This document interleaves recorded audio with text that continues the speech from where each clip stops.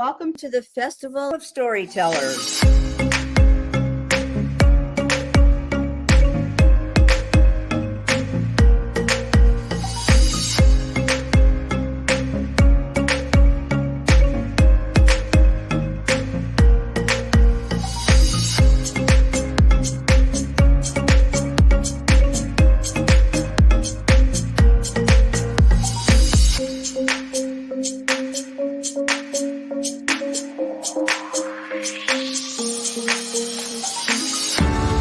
I can't tell you how excited I am to be on right now. It's been a couple of weeks of excitement, getting prepared, and I've done a lot of things in my life, but this has got to be close to the top. Thank you, and Reader's Magnet, and thank you, John, for putting this forth and taking the chance on us authors in presenting this out to the world. I've enjoyed this immensely, Joanne. Ellie, so have I. Thank you for who you are, and thank you, Reader's Magnet. You all are beautiful, and you've worked so very hard, and we are blessed. We are. I thank everybody that's involved with this process, because we know writers need readers and writers need publishers. We thank Reader's Magnet and everybody that's involved. I love Reader's Magnet. They say, we share your stories with the world.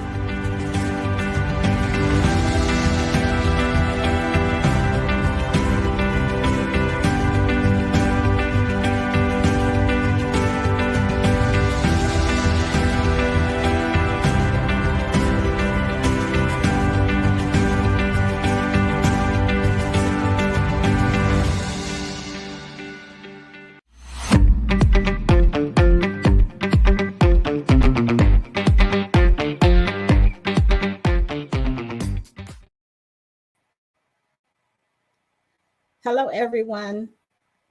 Thank you for joining my live booth with Reader's Magnets, the Festival of Storytellers.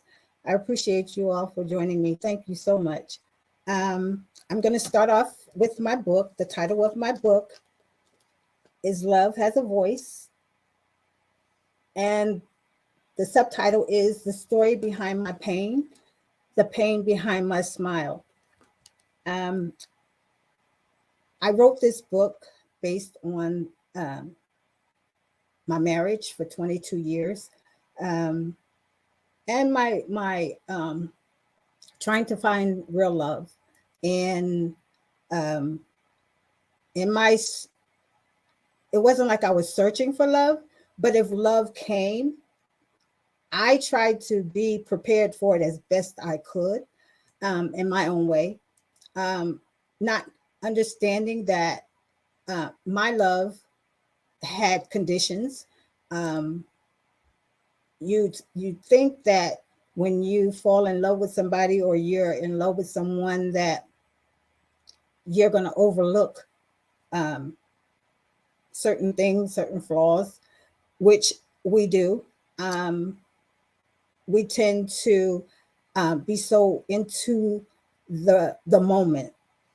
And at the time when things are going good, we tend to overlook the signs, overlook things that we should be paying attention to. And that is kind of what happened in my situation. I will give a little bit about my my chapter 2, which is my first love, and the choice that I made to be with this person. It was to me love at first sight, being that I was raised in the church and I didn't have a whole lot of relationships. That was my real first relationship with someone. And so I wasn't like taught about what to look for in relationships, or I wasn't taught. The only thing I was taught by my grandfather was remain a lady, respect your name. Your name is very important. And when you are, I was a virgin for 26 years. And I felt proud of that. And I felt like, wow, I've held on to something that was so precious, and I didn't allow the pressure of men pushing up against me and pushing me to want to have sex with them. I didn't let that take away what I treasured so much until I met this one man. And so when I met this guy, I felt like it was love at first sight. He smiled, had a nice smile. His eyes was nice, and he held a nice conversation, made me laugh. And I believe that I was very naive, very vulnerable at the time, but that didn't come up. I just felt like, oh, wow, somebody's interested in me and I'm interested in them. And things went on and we were talking, having a nice conversation. So, but in the conversation, God was never mentioned. In the conversation, it was just getting to know each other. But I didn't know the right questions to ask.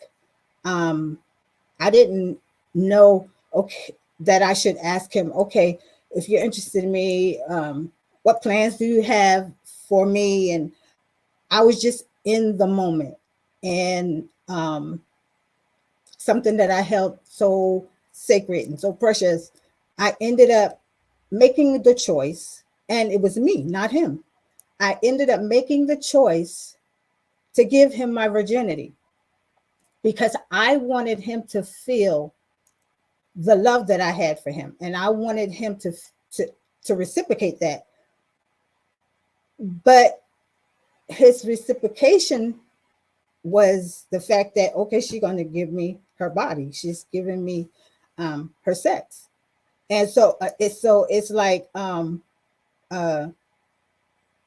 course, I'm going to feel like, oh, me doing this is going to make him want to be with me forever and make him want to love me forever. But it didn't. I ended up giving away my virginity and lost my values and my worth and something sacred that God had, wanted me to hold until marriage.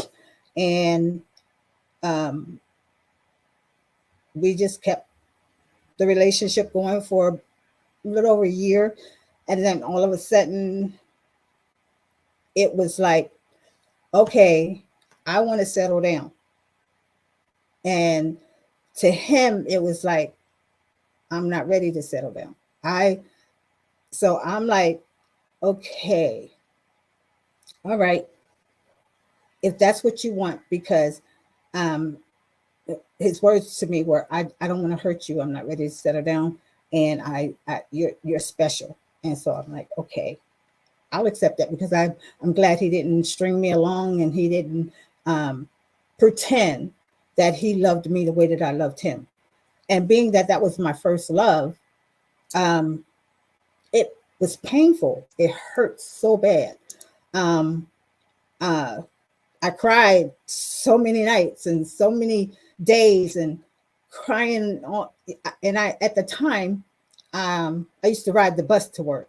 And so at the time, I'm standing at bus stops trying to wipe away tears and trying to hold back tears. And I'm trying to figure out, okay, what did I do wrong? Or what was it that about me that turned him away? And so I'm in my head, it wasn't the sex that turned him away, because he kept coming for that. And as long as I would give it to him, he would want it. And so I'm like, okay, at some point, I have to get a grip. And I have to take control of my emotions. And I have to, and so the only way that I can do that and still keep my heart from being torn um, I resorted to like praying, but my prayers were not saying, okay, God, say, I need you to save me and deliver me from this. And so I don't have to go through this no more. That wasn't my prayer. My prayer was like, Lord, make him love me and the way that I love him, and let him come back to me, and which was not what God was going to do, because I was in fornication. There's no way God was getting ready to answer that prayer. And so it's like, okay, all right, I'm gonna be okay. I'm gonna be okay. So I ended up asking God to turn my heart towards him, and not even really knowing what that meant, because I was raised in church, but my believing in God and loving God was based on the experiences of my grandparents and my aunts. And so it was like I had no personal relationship with God. And I was praying to God, but I don't think I was really believing what I was saying to God. And so I ended up, started going back to church, and started getting into church, and my heart, but my heart my heart was so torn. My heart was so in pain. It was like somebody took a knife and stabbed it in me, because I felt like, what was I thinking? Why didn't I wait? Why didn't I just hold on to that and just wait? But in my naiveness, I just felt like that was something that I needed to do, and to show how much I love somebody, not knowing that I don't have to give up something so special to me to prove my love to a person. If a person is going to love you, they're going to love you for who you are, whether you have sex with them or not. They're supposed to love the person of you. And so yeah, that was very, very painful to me that I had done that. And then I started feeling regret. I started feeling regret that everything that my grandfather had taught me to preserve myself and don't let men, I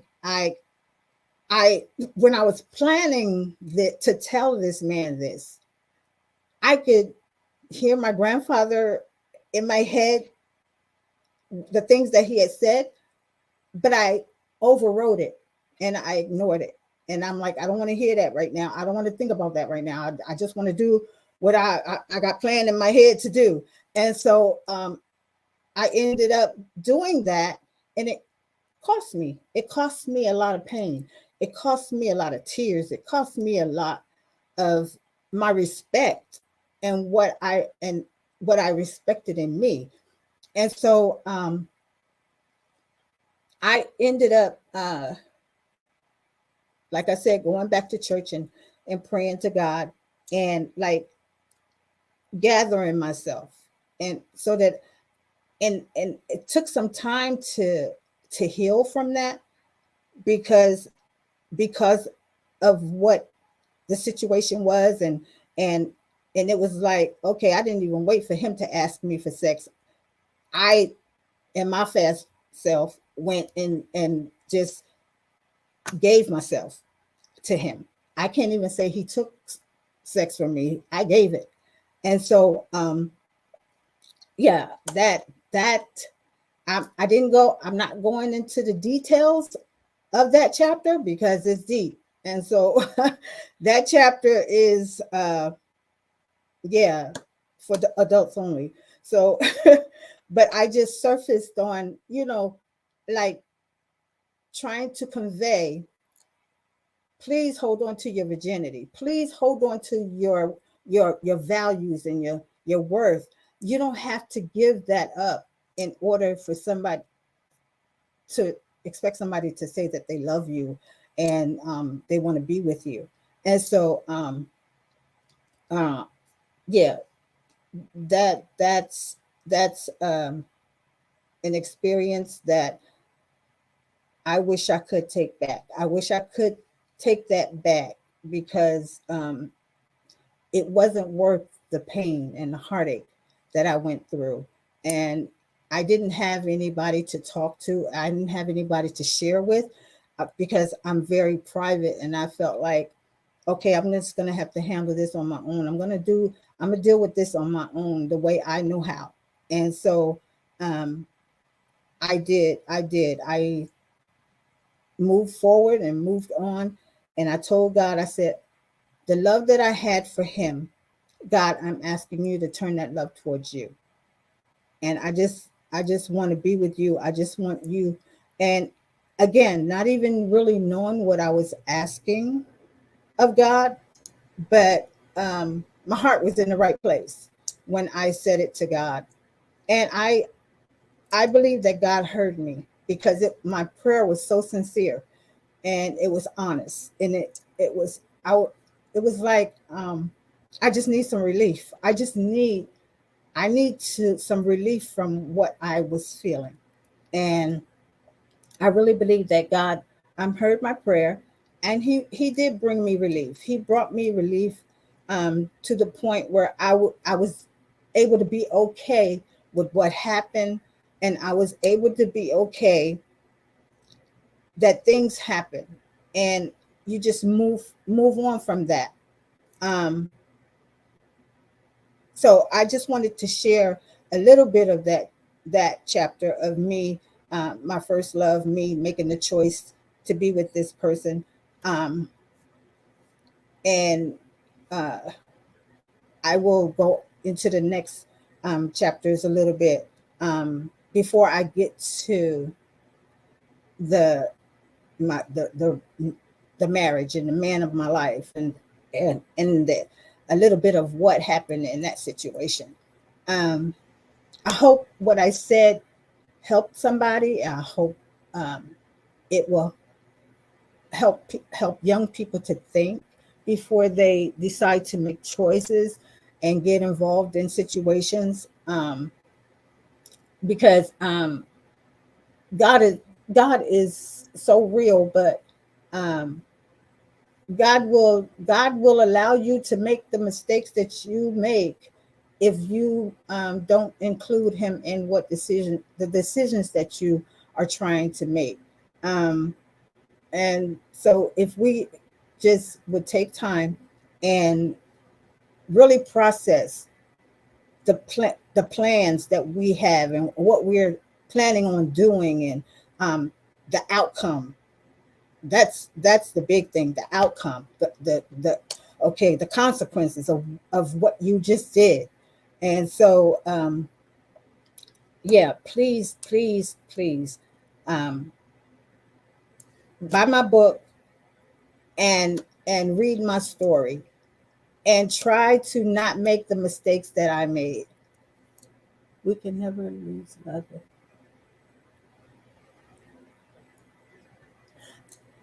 Yes, we can never lose love if we don't let ourselves be vulnerable. That is so true. That is so and that you said that. I did not lose. I don't believe that I lost love. I think I lost my respect for myself and the love for myself. And because I still have love. And even after that situation, my love was still intact. It's just that my heart was hurt. And so um, I was able to love again, and I recovered from that, and was able to really show love to someone that I felt really needed it. Do you believe you ever got over the first love? And I heard your experience. Um,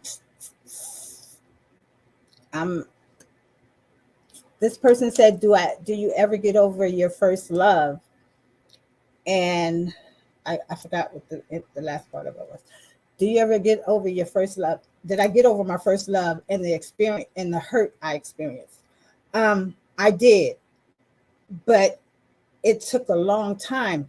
And the the crazy thing is, so many years down the line, that person came back into my life again. And we're friends. We're very good friends. But because I have connected so with God, until we've been knowing each other again back for about 20 years. And to this date, I believe he respects me because the love that I have for him, and it's so crazy because I felt the butterflies and all of that and everything when he came back in my life. And I'm like, oh my God, what in the world? I'm like, what is going on? But because of the relationship I built with God, it's like I'm not falling into that trap again. I refuse to, because I know better. I know I know better now. And so my time is going.